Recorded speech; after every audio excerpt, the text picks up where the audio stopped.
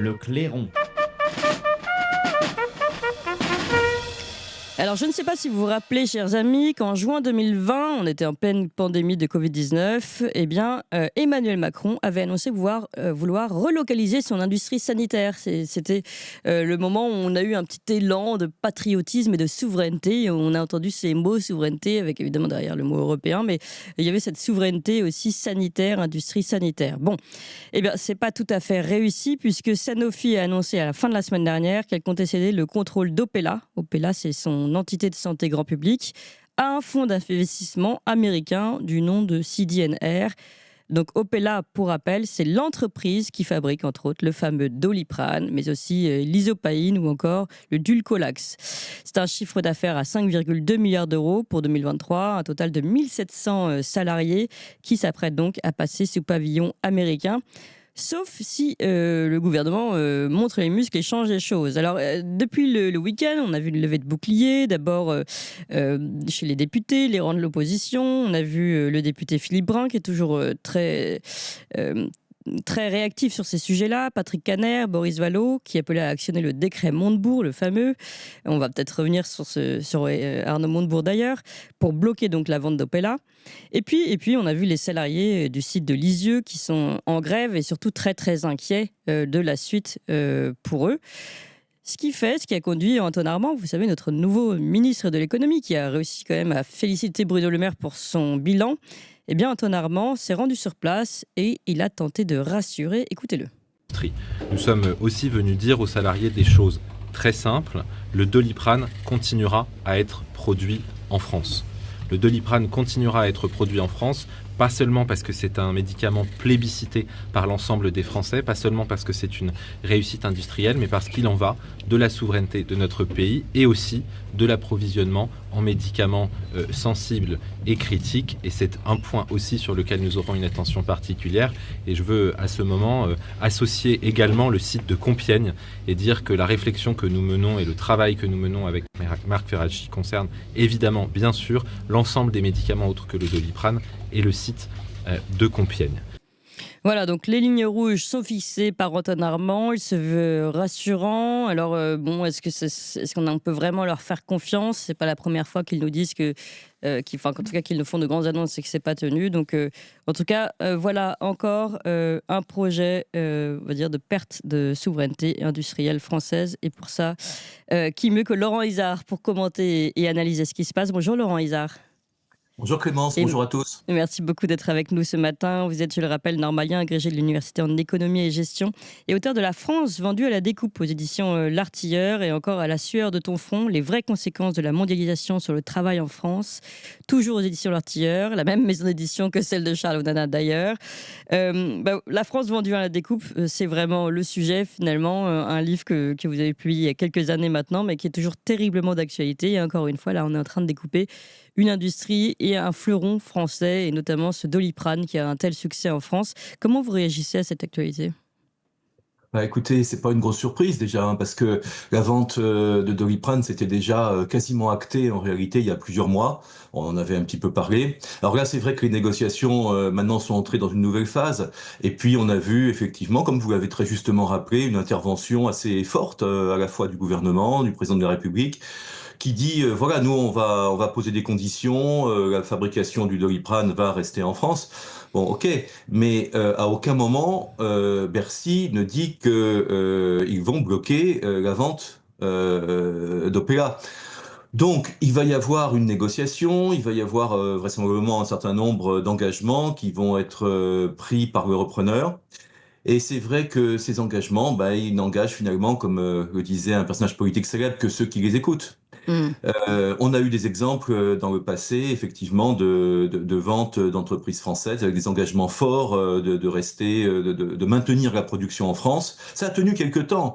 Et puis après, à partir du moment où les centres de décision sont hors de France, eh bien, un an après, 2 ans après, 3 ans après, effectivement, on a vu des opérations de délocalisation, d'externalisation de la production. Et je dirais que le gouvernement n'a pas d'armes juridiques pour faire respecter les engagements qui ont été pris. Oui, alors ça c'est important aussi ce que vous dites. Finalement, c'est un peu, on rassure maintenant, mais d'ici 1 ou 2 ans, quand ce sera un peu moins à la une de l'actualité, ça risque de fermer à ce moment-là, et ce ne serait pas la première fois qu'on fait face à ce genre de fonctionnement. Je voulais vous faire écouter, Laurent Izard, une réaction de Pierre Lellouche, qui rappelle qu'à chaque fois, ce sont toujours les mêmes qui sont à la manœuvre. Pierre Lellouche qui était sur CNews le 14 octobre. Écoutez ça. On prend la technologie et on vend par appartement. L'avantage de ça, c'est lequel ? Le vendeur, il distribue de l'argent à ses actionnaires. En l'occurrence, Sanofi. Ça tombe bien, les actionnaires, qu'est-ce qu'ils font ? Eh ben, ils sont heureux de payer une prime au patron. Qui est le patron ? Oudéa. Haut fonctionnaire, inspection des finances, passé avant par la Société Générale. Qui est-ce qui donne l'ordre de faire ça ? Colère, inspecteur des finances. Qui a fait Alstom ? Macron, inspecteur des finances. Qui était président de Doliprane, enfin Sanofi, avant M. Oudéa ? C'est Wimbert, inspecteur des finances, ancien directeur de cabinet de Fabius. Donc, Est-ce que vous voulez en venir ? Malheureusement, l'économie française a été prise en otage par une caste de hauts fonctionnaires qui ont décidé de faire de l'argent dans le secteur privé. Et au lieu de garder et de développer la richesse en France, ils bradent. Et ce sont ces mêmes gens qui garantissent que... Bien entendu. Et je dis ces choses graves ce soir. Et je sais que je vais me faire des ennemis. Mais oui, là, c'est la vérité. Non, mais c'est la vérité vraie. C'est la vérité vraie. Et j'ai vu ce qui s'est passé avec Alstom. Et d'ailleurs, vous savez quoi ? Dans CDR... Pour conclure, Pierre, s'il vous plaît, parce que je voudrais que... Mais c'est dommage, parce que c'est vraiment une affaire de fond. C'est ma faute, parce qu'on a pris... Dans le fonds d'investissement CDR, qui est dedans du côté américain ? Un certain Jack Welch. Et qui était Jack Welch, le patron de General Electric, qui a acheté Alstom. Voilà. Et donc, ce sont les mêmes gens. Et il fallait faire ça à l'époque. Macron expliquait au Conseil des ministres, quand il a remplacé Montebourg, qui essayait de résister, nous ne sommes pas Cuba. Voilà. Voilà, on s'arrête là. C'est très fort ce qu'il dit ici Pierre Lellouche. Il prend le temps, il rappelle le nom de ces inspecteurs des finances qui sont aussi à la tête de ces industries qu'ils finissent par vendre aux Américains. C'est un phénomène aussi que vous aviez décrypté, Laurent Izard. Mais oui, j'en avais parlé parce qu'effectivement, chaque fois qu'il y a une cession d'une importante entreprise française à des intérêts étrangers, se mêlent des intérêts personnels. Vous voyez, toutes les personnes qui participent à la cession de l'entreprise touchent personnellement des commissions. Et c'est quelque chose qui est connu, c'est pas quelque chose d'exceptionnel, si vous voulez. Et malheureusement, cette proximité d'intérêts personnels et d'intérêts nationaux est quand même extrêmement dangereuse. Mais là, il n'y a pas grand-chose à faire. C'est-à-dire, il n'y a pas grand-chose à faire. On peut peut-être faire attention à ce qui se passe en France et cette collusion, non, entre Oui, tout à fait. On devrait y faire davantage attention. Seulement, la difficulté aussi, c'est que il faut pas oublier non plus qu'il y a les vendeurs. Hein. Qui est le vendeur et qui est l'acheteur? Il y a des groupes qui sont extrêmement puissants, hein, qui ont investi dans des entreprises comme Sanofi, et qui recherchent finalement, qui ont des stratégies financières, si vous voulez, au-delà des intérêts personnels. Et ça, il faut pas oublier non plus. Vous voyez, très clairement, pourquoi les grands groupes pharmaceutiques et pas seulement Sanofi cherchent à se débarrasser des branches grand public? Parce que finalement, elles ne sont pas assez rentables. Oui. Vous voyez? C'est vrai, il y a une rentabilité qui est assurée. Hein. C'est ce qu'on appelle une rentabilité pépère parfois. Vous voyez, il n'y a pas de risque. On sait que le Doliprane va continuer à se vendre dans les années à venir, et puis les autres médicaments aussi. Seulement voilà, les grands groupes pharmaceutiques aujourd'hui cherchent une rentabilité supérieure parce qu'ils sont contrôlés par des actionnaires qui veulent une rentabilité supérieure. Donc on va avoir une prise de risque supérieure. On va chercher à faire des coûts financiers, et là, vous avez les intérêts du coup des actionnaires divergent avec les intérêts nationaux, et en particulier avec la volonté de souveraineté sanitaire qui a été martelée depuis 3 ans par le gouvernement et par le président de la République. Oui, alors c'est intéressant, c'est-à-dire que finalement, vous ne diriez pas c'est que de la faute de Oudéa, le mari d'ailleurs, hein, de la ministre Oudéa Castéra, d'Emmanuel Macron, de Wimbert, qui ont pantouflé, se sont servis de leur de leur carnet d'adresses de ministres pour aller vendre ensuite la France à la découpe, ou en tout cas un bout de la France. C'est aussi lié à, on va dire, un phénomène plus général et plus important qui est au-dessus, qui est celui de la recherche ultime du profit à tout prix des grandes multinationales, c'est ça ? Voilà, moi je pense qu'il y a, si vous voulez, Il y a deux problèmes, en convergence fait. d'intérêts. Oui. Voilà, une vraie convergence d'intérêts qui finalement conduit à vendre les entreprises. Et dans le secteur pharmaceutique, c'est vrai que bon, il y a eu dans un passé récent des ventes importantes. Hein. Vous savez, bon, on parle beaucoup du Doliprane aujourd'hui, mais on a beaucoup moins parlé de UPSA, vous voyez, qui a été vendu à un groupe japonais et qui fabrique le Dafalgan, les Feralgan. L'été dernier, on n'en a pas beaucoup parlé à cause des Jeux Olympiques, mais on a eu aussi une tentative de rachat assez violente sur Biogarant, qui appartient au groupe Servier, vous voyez. Bon, et qui fabrique de très nombreux génériques qui sont très vendus en France. Donc, on voit qu'il y a un mouvement, si vous voulez, et c'est vrai que ce mouvement est facilité par les personnes qui sont à la tête de ces groupes, par les facilitateurs au niveau du gouvernement, et on voit que là, on a un problème réel de souveraineté. Oui. Alors, comment on pourrait, justement, vous dites finalement, c'est la collusion, enfin la rencontre entre deux problématiques, celle des stratégies financières de ces grands groupes qui cherchent donc leurs intérêts directs, et puis celle des personnes qu'on a citées, dont un certain Emmanuel Macron, qui cherchent leurs intérêts personnels directement, c'est-à-dire avoir une com sur une vente juteuse. Comment on peut faire pour lutter contre cela, nous Français? Il est question, Antoine Armand, le site où c'était... Non, c'était Philippe Brun avant qui avait proposé de faire appel au décret Montebourg. D'abord, comment fonctionne le décret Montebourg? Et y a-t-il des stratégies qu'on peut mettre en œuvre tout simplement pour préserver les intérêts français avant tout? Alors, ce qu'il faut savoir, c'est que depuis 1966, ça remonte pas à hier, le principe, c'est quand même la libre circulation des capitaux et donc la possibilité pour un Oui. investisseur étranger de racheter une entreprise française. Alors, ça n'a pas vraiment posé problème pendant très longtemps parce que les cessions étaient peu nombreuses et puis aussi parce que, comme il s'agissait de cessions isolées, ça ne faisait pas la une de l'actualité, Oui. si vous voulez. Alors, il y a quand même un certain nombre d'acteurs, et notamment Arnaud Montebourg que vous avez cité, qui ont dit, voilà, bon, là, il y a quand même un problème. Et du coup, on a modifié le code monétaire et financier, et aujourd'hui, le gouvernement a la possibilité de bloquer un certain nombre d'investissements étrangers lorsque effectivement des intérêts stratégiques sont en jeu. Alors la liste des secteurs stratégiques s'est étendue Ah oui. depuis une dizaine d'années, et puis surtout, il y a quand même un événement nouveau, c'est que jusqu'à une période très récente, l'Union européenne regardait d'un vraiment très mauvais œil ces opérations de blocage qui s'opposaient au principe de libre circulation. Et puis alors, ce qui est tout à fait nouveau, c'est que depuis très peu de temps, eh bien, l'Union européenne accepte ce genre de disposition et va même plus loin, va même jusqu'à l'encourager.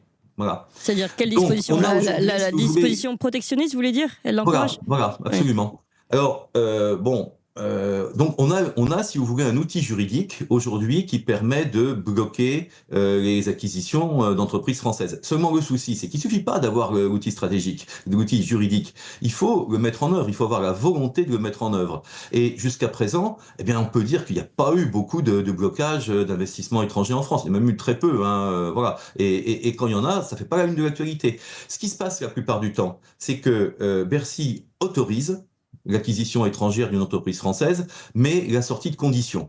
Voilà. Et c'est ce qui est en train de se négocier actuellement, voilà, avec Doliprane. Oui. Bon, comme on disait tout à l'heure, on peut effectivement poser de très nombreuses conditions. On l'a fait parfois, et on a vu des exemples où ces conditions n'ont pas été tenues. Et une fois encore, on n'a pas ni les outils juridiques, ni même la volonté de forcer les investisseurs étrangers à tenir leurs engagements.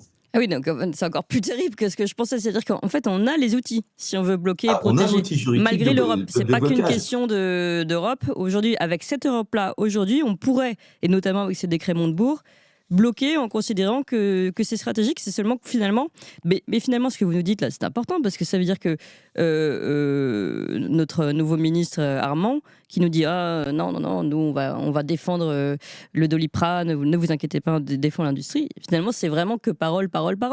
Puisque s'il voulait vraiment, il actionnerait ce décret Montebourg et on n'en parlerait plus. Oui, apparemment, et bon, il y a la possibilité de bloquer, il n'y a pas de souci, mais je n'ai jamais entendu ni notre président de la République, ni notre ministre de l'économie, ni notre Premier ministre parler de blocage. Il a simplement dit, on va maintenir la production en France. Or, là, il y a quand même un souci, il y a un problème d'incohérence, si vous voulez. Pourquoi? Parce que il y a l'engagement qui avait été pris il y a 2-3 ans, en termes de souveraineté sanitaire, et puis il faut savoir qu'on est en train de construire actuellement en France, dans l'Isère, une usine qui a pour but de produire le paracétamol, le principe actif du Doliprane. Mm. L'idée, c'était de pouvoir maîtriser la filière, si vous voulez, depuis la production des principes actifs Oui, jusqu'à jusqu'aux la médicaments. production Ouais. des comprimés, leur commercialisation. Or, aujourd'hui, cette logique de filière est en train de tomber complètement. On ne la voit plus. Oui, mais c'est absolument terrible et encore pire ce qu'on pensait pour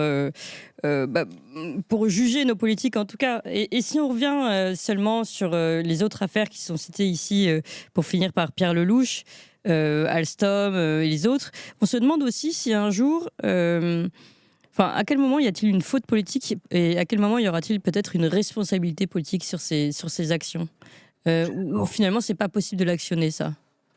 Concernant Alstom, il y a eu un rapport parlementaire et il y a eu un signalement qui a été fait à la justice, hein, voilà, par M. Marlex.